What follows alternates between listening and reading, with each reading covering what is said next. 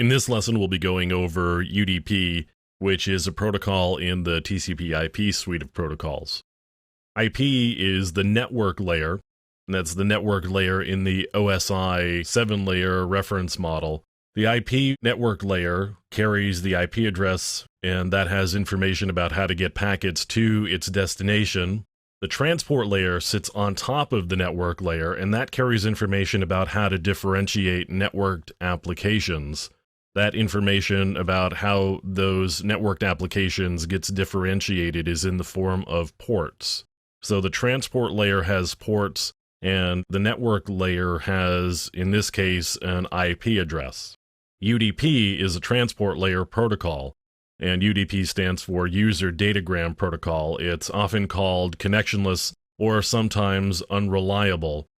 Now, unreliable doesn't mean that you can't trust it at all. It doesn't mean that it's not worth anything. It just means that there's nothing in the protocol that says that it's going to guarantee that the datagrams that you sent are going to get there. So datagrams are sent out on the network with nothing in the protocol at all as a form of safety net. If you wanted to use UDP and you needed that type of safety net, you would have to write it into your application. So UDP is a fast protocol. That's one of the reasons why it's good. It's also one of the reasons why it's unreliable. In order to get that speed, you don't have all of the error checking and validation that messages are getting there. So because it's fast, it's good for things like games and for real-time voice and video. Anything where speed is important, you would use UDP.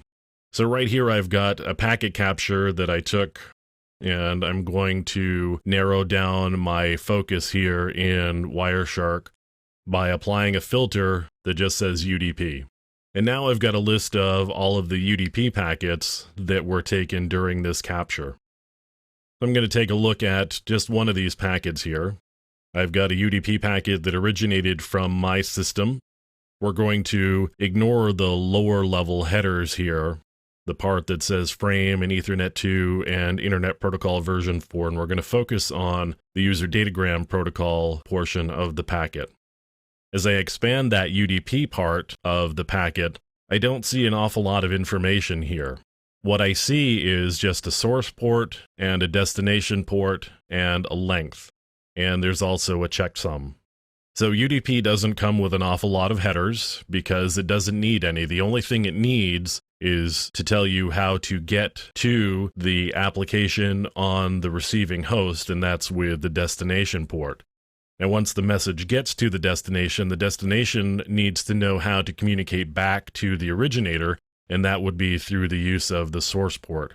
A return message would convert the source port to a destination port and send back to that port in order to communicate with the originator. So we have a source port and a destination port. The length is a minimal amount of checking to make sure that if the packet that you received is different from the length that's specified in the UDP header, then there may have been something wrong and you may want to discard the message. The checksum also makes sure that nothing in the middle was tampered with, although if there's some sort of man-in-the-middle attack or something like that, a checksum is pretty easy to manufacture after you've altered the packet. So you can see here in the messages that there's a number of UDP packets. Some of them just say UDP.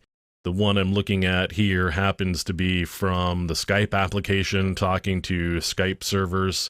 And we've also got DNS. Now, DNS also needs some fast response times because you don't want to spend a lot of time looking up information about the servers that you're going to before you just go to them. So DNS servers throw out their queries onto the wire using UDP, hoping to get fast responses. They don't want to spend a lot of time setting up connections and doing all of the negotiating that comes with a protocol like TCP, for example.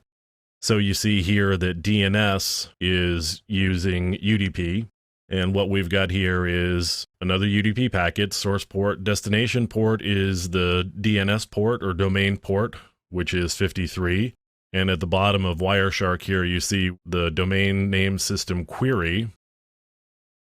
If we open up the queries section down below, we're looking for a type A record, which means I need the IP address or just the address of the hostname con.skype.com.